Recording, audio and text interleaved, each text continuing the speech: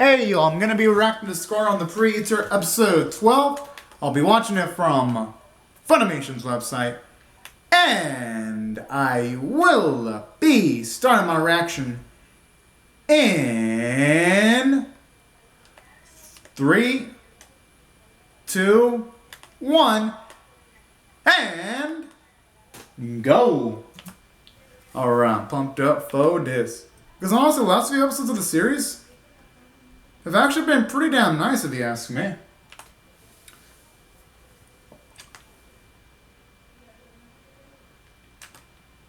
Hopefully it's news of the more positive variety.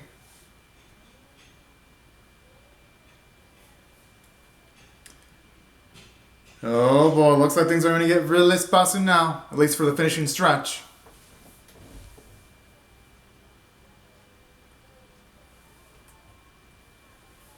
But I have a feeling like no matter what happens, Yamato should be able to make it out fine. But then again, you never know with these kinds of series.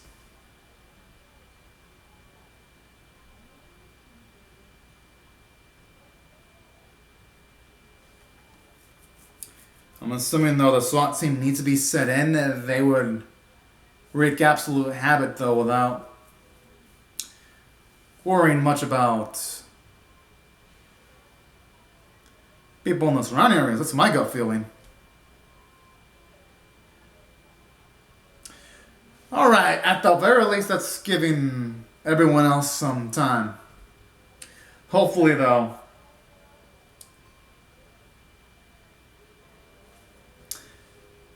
I just wonder if they're gonna knock down any of our boys if they wear themselves out to fighting, because I wouldn't put it past Koga to do that.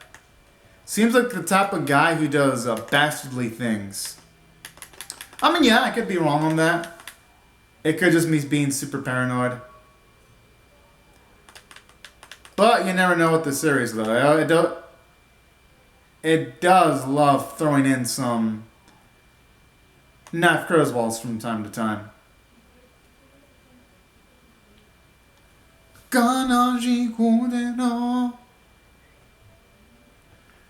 Man, this song, it's max.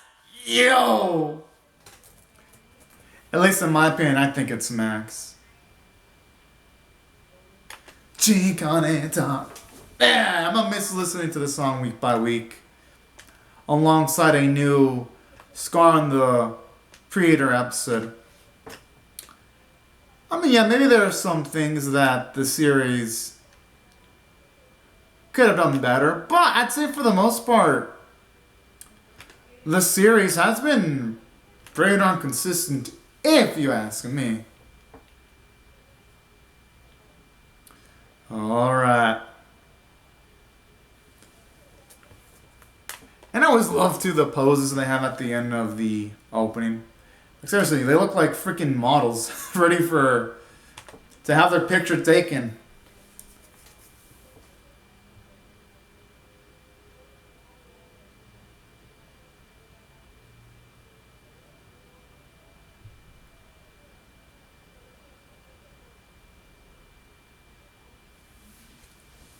I mean, hey, they're just having anything ready in case things don't turn out well between them and Praeter. I wouldn't blame them.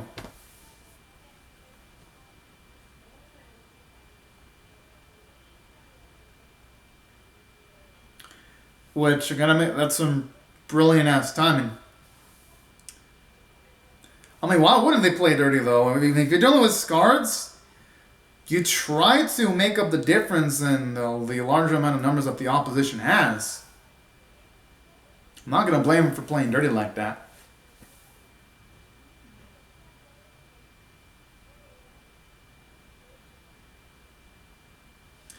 Oh, that son of a bitch! Koga. Wow.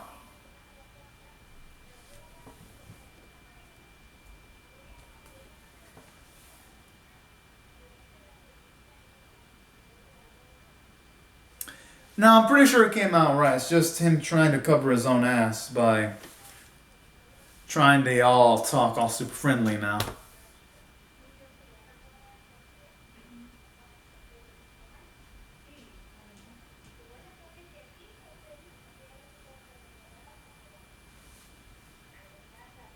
I like how he hit on the soft spot of Kagami there.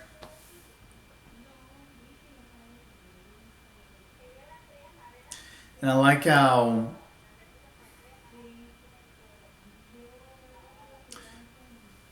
he talks about the feelings of Kagami's family. And it's a dig more at him psychologically. So I do like what they're doing.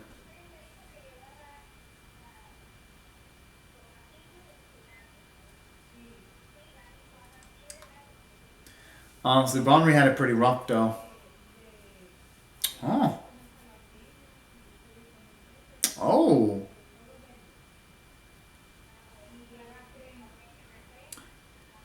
It's finally nice to even get just a snippet more of his backstory, finally.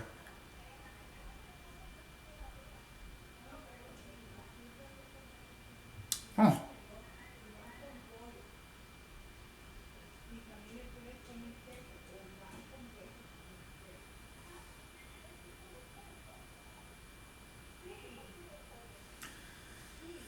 Uh,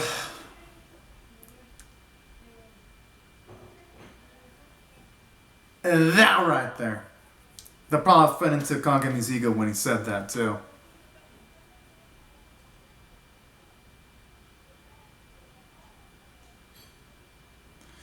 Well, now he's gonna have to craft it for the good of the city now, because eventually he's gonna have to use that against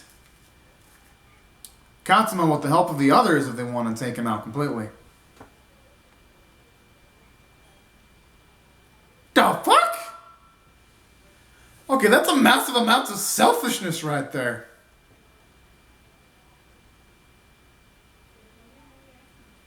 But I do like how that makes Kagami into a much more realistic character, seeing those selfish streaks from him. Oh.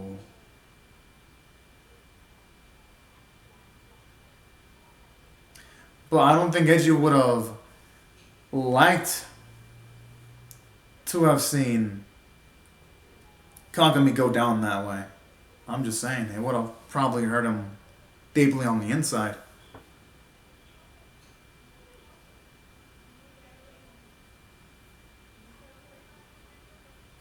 I mean, yeah, they've all got good points.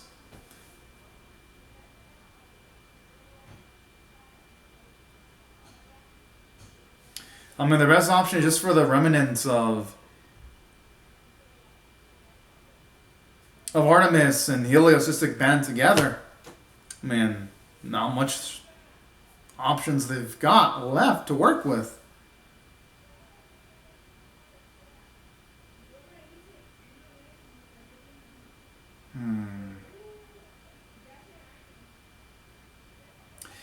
Maybe they have a chance if they can whip some logic into his soul. Yeah,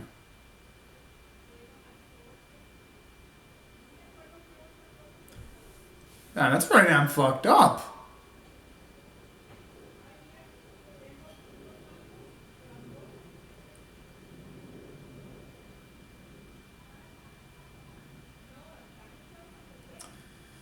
Okay, talk about Praeter being a masochist in a way.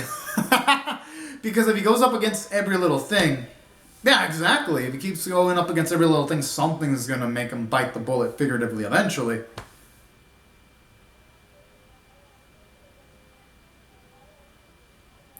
Talk about absolutely self-destructive there.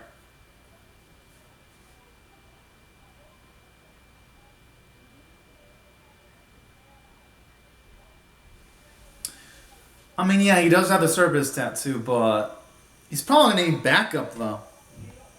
Considering he ain't the most. I mean, yeah, he's got more experience now.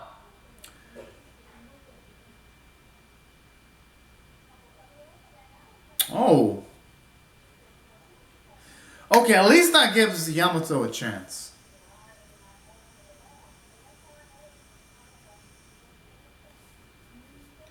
Yo, talk about me filled with conviction there. He looks like a boss there.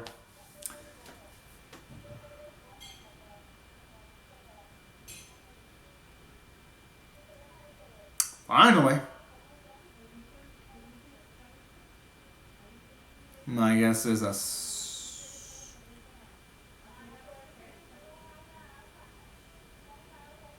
I mean, they've got no choice but to rely on him.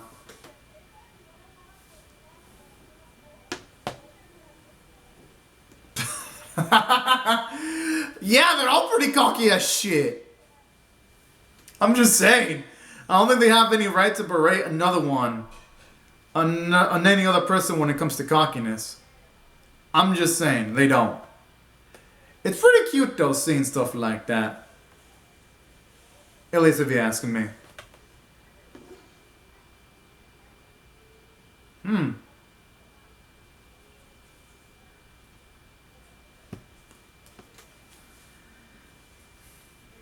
As for Konkami, I hope he can at least get somewhat of redemption arc for the stuff that he's done.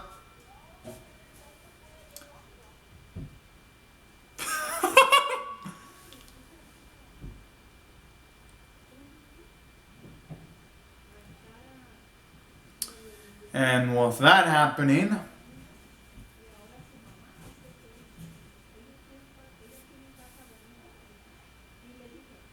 he is. I like how Koga's trying to be all modest.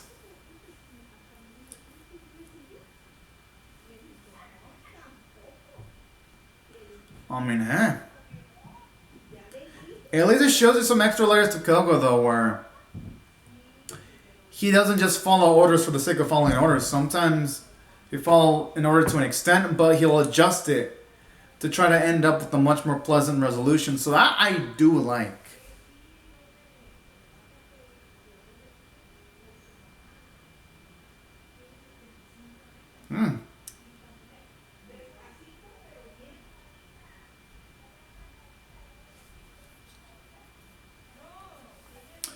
Oh, hell yeah.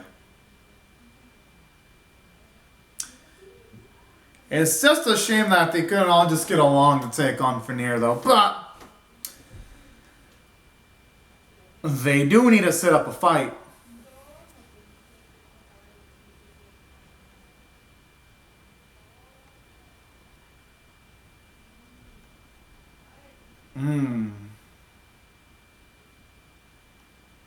I just noticed that the backgrounds lack detail, which you would think on the final episode they make everything, because honestly the CGI for the cars look beautiful. I just kind of comment on that. Oh, sure, he took off the glasses again. Ho ho!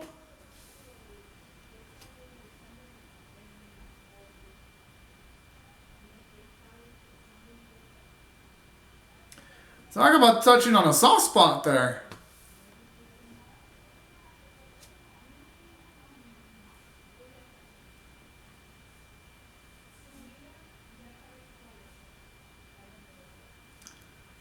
Whoa! Quite a rude way of talking there. That actually is fucked up, and it's not like Assist has done anything majorly bad.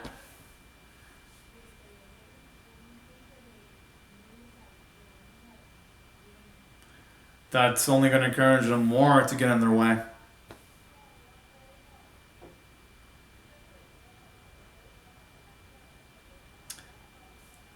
That's provided they can get out of this alive. My money's on Jin and Rank busting up both of them motherfuckers. Well, you know, I kind of do like Itsuki. But I'd rather Optimus's group win.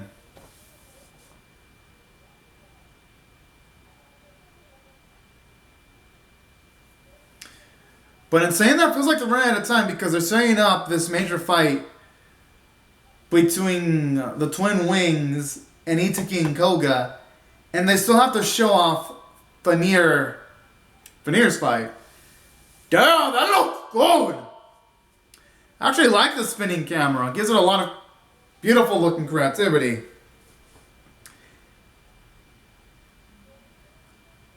And honestly, the animation quality looks similar to the quality we would get in the opening for the series too. I'm like, damn.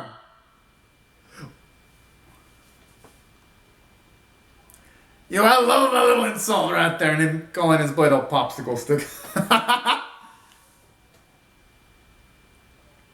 Oh, yeah, considering he does have long range attacks, it'll be hard for... Should be hard for Jin to utilize his illusions.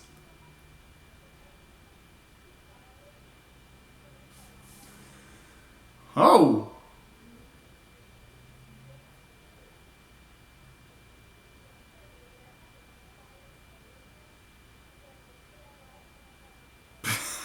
At least now we know the weaknesses behind his abilities then. Oh yeah, he's gonna definitely deserve it after all the shit he's been through and all the fights.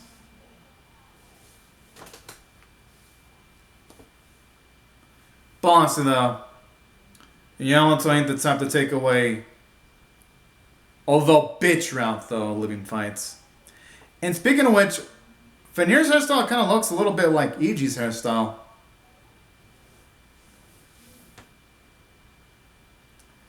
Hell yeah!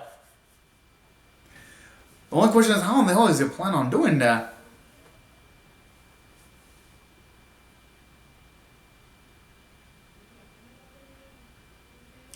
Yeah, but the thing is, though, he's acting in a way where the methods are less than optimal. That's the issue.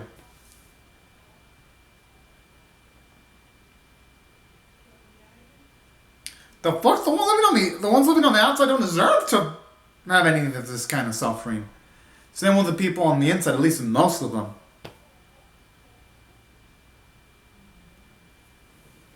Damn, so much edge in his soul.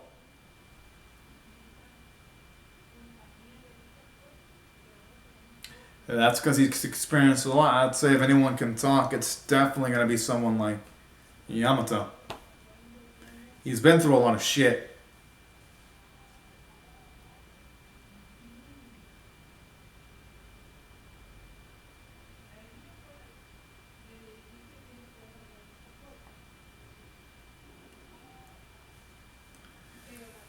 Okay, talk about being absolutely on yourself.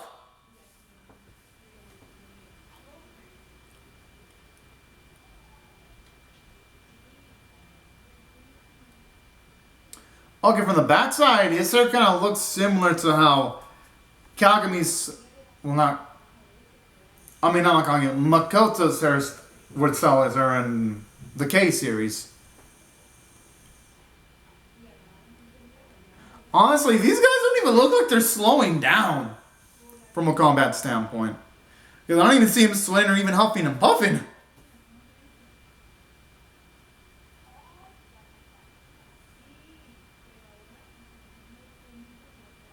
And plus, it ain't like Rand's on the losing side of the fight right now. Smart in doing the opponent's switch off. Koga doesn't seem as quick as Itsuki, so maybe his illusions will actually work.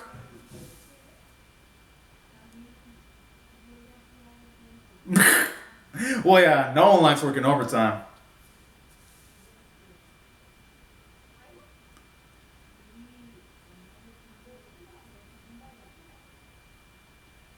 Oh, yeah.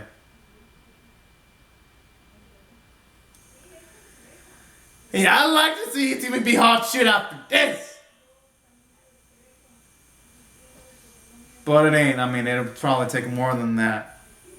Yeah, it would take more than that just to take him down. Huh.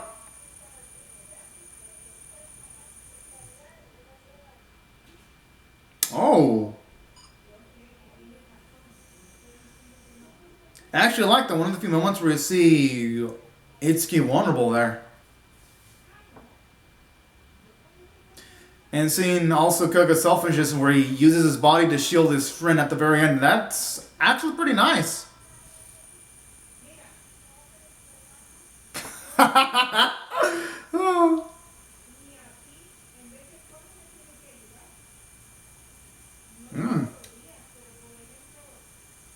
Wonder where this is leading.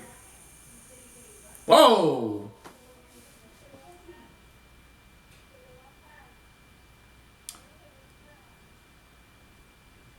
Talk about being impatient as hell.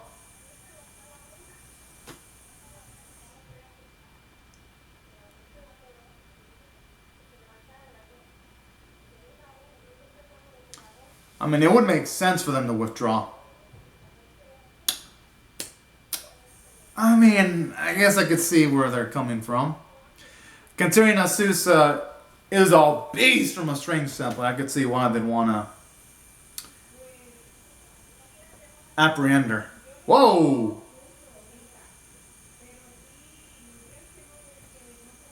We didn't even see any of that fighting. What the fuck? Okay, now it feels like they're rushing shit a bit too quickly in this final episode.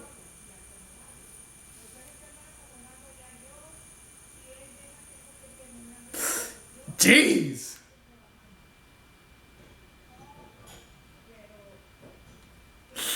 Yo, that is gnarly as fuck down!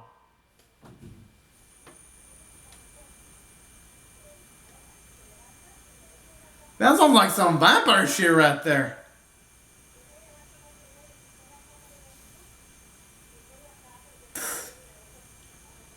Yo, is it gonna actually end off with Yamato dying? Because, okay, that'd be quite one of the darkest endings I've ever seen for an anime. If it ends up with our main protagonist actually dying. What? Oh, okay, I thought for a second we were gonna have a time jump or something. I'd have been worried if that were gonna end up being the case.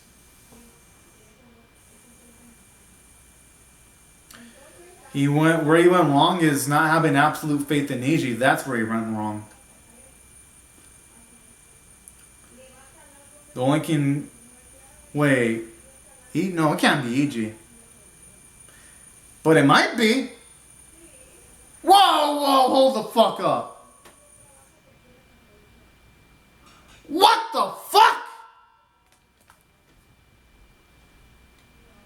Whoa, what? Okay, this can't be the last episode. I mean, there has to be more. Okay. Okay, that I gotta admit, that twister was pretty damn badass, I ain't gonna lie. Now I gotta check my phone to see if there's like any more Score on the Praeter episodes, because I'm assuming like what? I was assuming this was gonna be the last episode, but shit. Now I guess while I'm typing whether there's gonna be more, let me just give my thoughts on the episode. I'm gonna give this episode, if I were to rate it on a scale of 1 to 10, I'm definitely gonna, I'm between the range of say 7 or 8 out of 10, which for me is above average because 5 is average on my scale, 10 is exceptional, the highest score I can give something, and 1 is abysmal. Now, and saying that, I'm probably gonna give this episode on deep diving in the middle. I'll give it a 7.5 out of 10 because, honestly, even though, yes, there was a lot of cool things, we found out that, yeah, Kogome... Okay, except for 13 episodes. Woo! I was worried that this might have been the last one. Never mind. Alright, looking pretty epic there. I actually don't mind seeing some moments between Itsuki and Yamato's brother.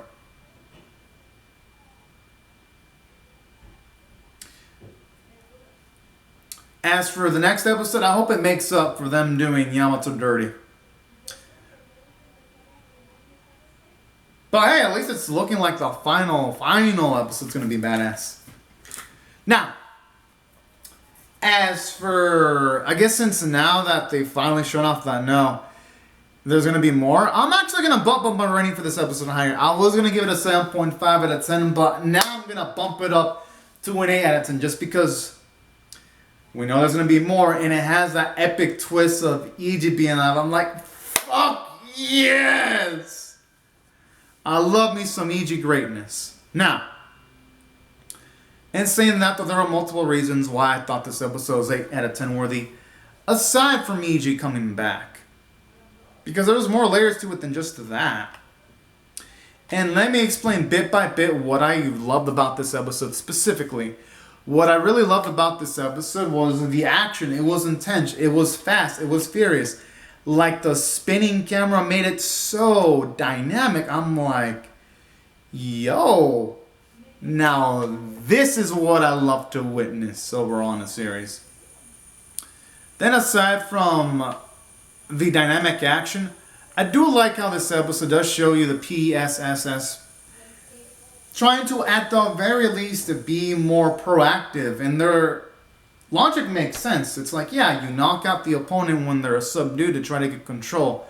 So I do like that, and it does give Ren and Jin a lot of epic moments too. Now, in saying that, the only thing I like is that they did skip the fight between Fenrir and Yamato. With Yamato being the character that's been built up the most, it feels like they've just relegated him to just being a side character, and that's a shame considering all the build-up he got. So that's where some of the downsides about this episode lie, at least in my opinion. And a bit of the CGI was wonky sometimes in the background. Sometimes, again, they look beautiful, with the thing being consistent when it comes to CGI is either when they do their special attacks, those look gorgeous, or the cars. For some reason, the cars almost always look beautiful, and they never fuck up the cars. They look drop-dead gorgeous. And that's why I feel the episode, in my opinion, is worthy of a high tier 8 out of 10. And the vocal performances were amazing. But anyways, y'all, these are my thoughts on the episode. I would love to hear your thoughts on how I feel about my reaction or the episode itself in the comment section below. Hope y'all rate the vid, share it, comment, subscribe, and I'll see y'all later if you come back for more, because I'm definitely excited to see what they'll do next. But anyways, y'all, thank y'all so much for watching my video, and have a fantastic day, everyone. Bye-bye.